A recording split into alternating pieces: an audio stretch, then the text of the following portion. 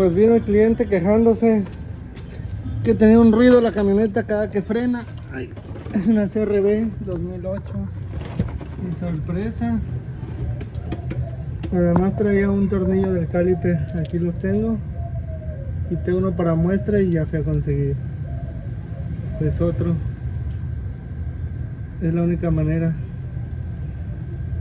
que puedo resolver el problema. No encontré tipo original, pero pues ahí está el problema. Se le cayó el tornillo.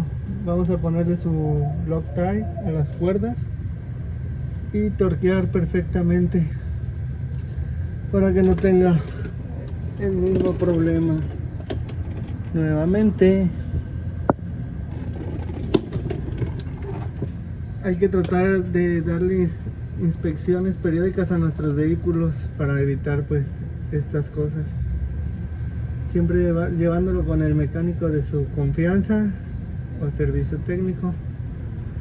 Nosotros somos MB Automotriz y mecánico soy de Coraza. Gracias por suscribirse al canal y compartir. Ya tenemos ahí membresías para nuestro canal por si quieren tener acceso a nuestra información técnica. Depende de la membresía que adquieran o se suscriban, les puedo compartir diagramas eléctricos, manuales de vehículos, información técnica,